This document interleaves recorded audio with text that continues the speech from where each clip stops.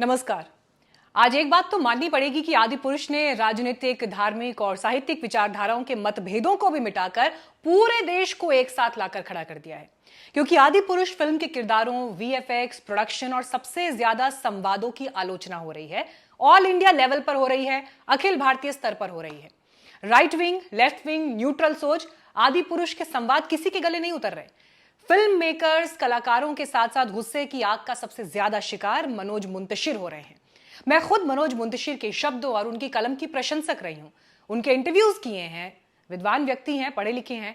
संभवतः अगर पूरी फिल्म की टीम की बात कर लें तो उसमें हिंदी पट्टी के सबसे बड़े जानकार, हिंदी के सबसे बड़े जानकार और पंडित मनोज मुंतशिर ही थे। क्योंकि ओम राउत हो गए मराठी, भूषण कुमार हो गए बिजनेसमैन, एक्टर प्रभास दक्षिण भारत से आते हैं।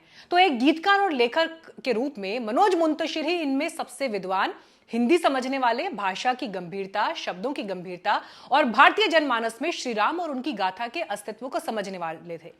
लेकिन उन्होंने डायलॉग्स क्या लिखे हैं? कपड़ा तेरे बाप का, तेल तेरे बाप का, जलेगी भी तेरे बाप की। हनुमान जी कह रहे हैं ये फिल्म में।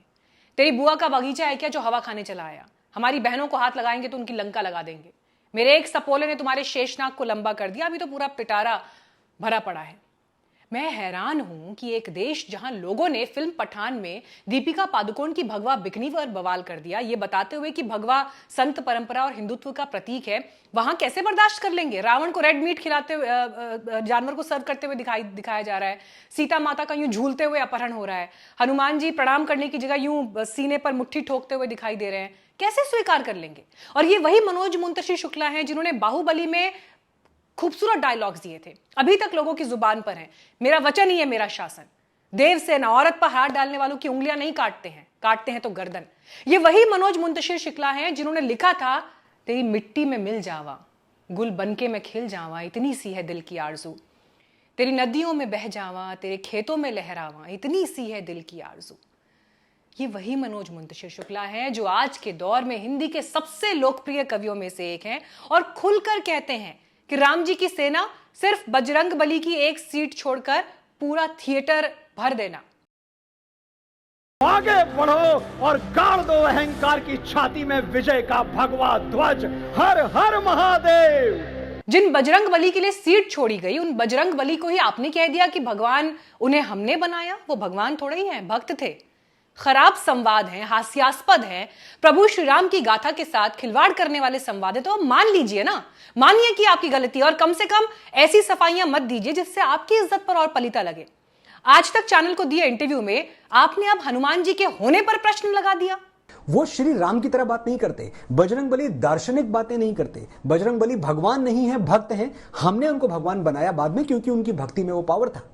इस जवाब को उन्होंने जलेगी भी तेरे बाप वाले संवाद के बारे में दिया था कि हनुमान जी का मन बच्चे सा था, बुद्धिमानी वाले इंटेलेक्चुअल जवाब भी दे सकते थे, लेकिन क्योंकि उनका स्वभाव बाल सुलभ है इसलिए हमने ऐसे डायलॉग्स दिए कि वो बच्चे की तरह बात करते हैं, उनकी भाषा में बात करते हैं। मुझे यकीन नहीं हो रहा मनोज जी कि ये बात आप कह रहे हैं। मुझसे ज्यादा तो आप जानते होंगे, लेकिन आज आपने भद्दे डायलॉग्स को बचाने के लिए आप कह रहे हैं कि हनुमान जी तो भक्त थे, हमने भगवान बना दिया। मतलब कुछ भी। रिपब्लिक चैनल को दिए इंटरव्यू में आपने कहा कि बच्चे और युवा समझ सके इसलिए ऐसे डायलॉग्स लिखे गए। मैं एक छोटे से गांव से आया हूं। हमारे यहाँ दादियां, नानियां जब रामायण की कथा सुनाती थी तो ऐसे ही इसी भाषा में सुनाती थी। एक और बात मैं आपको बताऊंगा, ये जो डायलॉग जिसका आपने जिक्र किया, ये डायलॉग इस देश के संत, इस देश के बड़े बड़े कथावाचक ऐसे ही बोलते हैं जैसा मैंने लिखा है।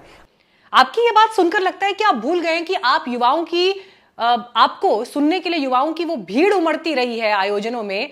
आज आप ये कह रहे हैं कि वो युवा बच्चे जो आपको फॉलो कर रहे थे वो नासमझ हैं, बचकाने हैं, कि वो प्रभु श्री राम की कहानी नहीं समझ पाएंगे। सीरियसली?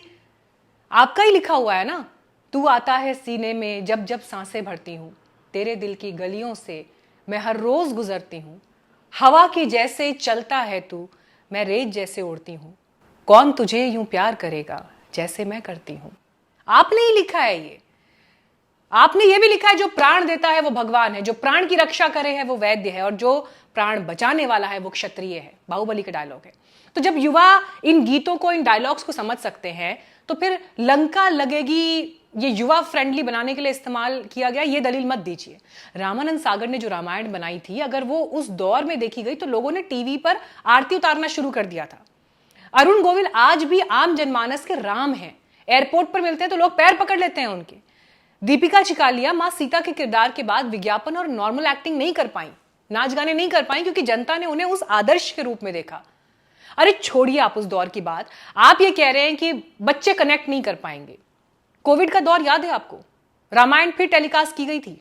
3 जनरेशंस ने साथ बैठकर सीरियल देखा था फिर से, और सिर्फ नाम के लिए और तस्वीरों के लिए, फोटो आपके लिए नहीं देखा था। दूरदर्शन की टीआरपी के रिकॉर्ड ध्वस्त हो गए थे। राही मासूम रजा साहब ने महाभारत के संवाद देखे। आज भी बीआर चोपड़ा की वो सीरीज क्लासिक है, हर दौर में, हर पीढ़ी में। रामन सागर का परिवार कह रहा है कि हमारा पिताजी का तो जन्म ही रामायण बनाने के लिए हुआ था। किस लेवल का डेडिकेशन था उनके भीतर। सुनिए आज तक के कार्यक्रम में उनकी ये बात। तुलसी जी की तरह यही तय किया था कि हम भी उतनी ही कथा कहेंगे जितनी तुलसी जी ने कही है। इसीलिए हमने श्री राम के राज्याभिषेक पर ही अपने रामायण सीरियल का समापन कर दिया था। इस पर चारों ओर से बड़ा शोर उठा। लोगों की मांग थी कि लव कुश कांड भी अवश्य दिखाया जाए। इसी कारण वाल्मीकि समाज की ओर से बहुत प्रोटेस्ट के बाद जब भारतीय पार्लियामेंट में इस बात को लेकर बड़ी चर्चा हुई, तब हमने जनता की मांग के सामने नतमस्तक होकर लव कुश प्रसंग को उत्तर रामायण का नाम देकर प्रोड्यूस कर दिया। वो लोग कुछ और थे, उनका समर्पण कुछ और था। उन्होंने राम और उनकी प्रेरणा को जिया था।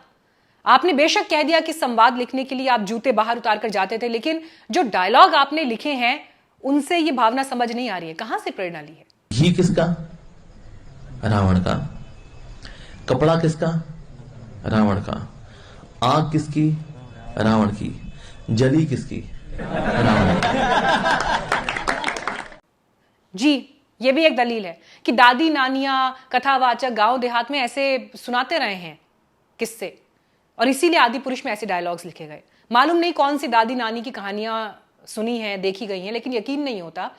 देखिए, आपने डंके की चोट पर कहा था कि जब आदि पुरुष के टीजर पर विवाद हुआ था, याद होगा, यही आपत्तियां थी जो आज हो रही हैं, तो आपने कहा था कि यकीन करिए मुझ पर राम आराध्य है हमारे, मैं उनका अपमान करूंगा, ये नहीं हो सकता। हम कभी ये नहीं कर सकते कि भगवान श्री राम की जो कीर्ति है, उनका जो यश है, उसमें अपनी तरफ से इतना सा भी दाग लगाने का प्रयास करें। तो अब करिए कोर्स करेक्शन, माफी मांगिए संवाद जो लिखे उसके लिए कि वो प्रभु श्री राम की छवि से खिलवाड़ करने वाले हैं। माफी मांगिए कि नहीं समझ पाए आप जनता की नब्ज कि राम उनके लिए राजनीति के विषय से भी ज्यादा उनके प्राण हैं। मांगिए माफी कि आपने एक एंग्री यंग मैन वाली फिल्म रचने की सनक में प्रभु श्री राम, उनकी मर्यादा, उनकी गरिमा, सौम्यता और आदर्शों से पर्दे पर समझौता कर दिया। माफी मांगिए कि एक अवसर था जहां लंबे समय बाद पर्दे पर प्रभु श्री राम को नव नूतन और गहरे रूप में रचा जा सकता था, वो इतिहास बनाने का मौका आपने गंवा दिया। माफी मांगिए कि आपने गीतकार, एक लेखक, एक साहित्यकार होने के नाते समाज और खासकर बच्चों और युवाओं को प्रभु श्री राम, हनुमान और उनका संबंध क्या था, रावण, माता सिरदार, इन सब के किरदारों के विकृत रूप से परिचित कराया। माफी मांगिए कि गलती हुई उसे मानने की बजाय अब आप निराधार तर्कों के साथ अपना बचाव कर रहे हैं, जो ना तो आपकी लेखनी को और ना ही आपके विचारों को शोभा देता है। अंत में मैं सिर्फ एक बात कहूंगी, हर फिल्म मेकर को अपनी कहानी अपने तरीके से कहने, फिल्माने और दिखाने का अधिकार है। हमारा देश ऐसी गौरव गाथाओं और ऐतिहासिक कहानियों से भरा पूरा है, तो कम से कम ऐसी फिल्में जो इन गाथाओं और किरदारों की विरासत को आगे बढ़ाने का काम करेंगी, उसमें अपनी जिम्मेदारी से मत भागिए, क्योंकि जो आप आज कहेंगे, लिखेंगे, बनाएंगे, वही कल की पीढ़ी के लिए उदाहरण होगा और इतिहास का एक पन्ना बनेगा। इस वीडियो में जो बातें कही गई हैं, अगर आप उनसे इत्तेफाक रखते हैं, अग्री करते हैं, तो अपना फीडबैक जरूर दीजिए। ये वीडियो ज्यादा से ज्यादा लोगों तक शेयर करिए। और माफी मांगना बड़े दिल का प्रतीक होता है, छोटे दिल का और छोटी पर्सनालिटी का नहीं। बहुत धन्यवाद।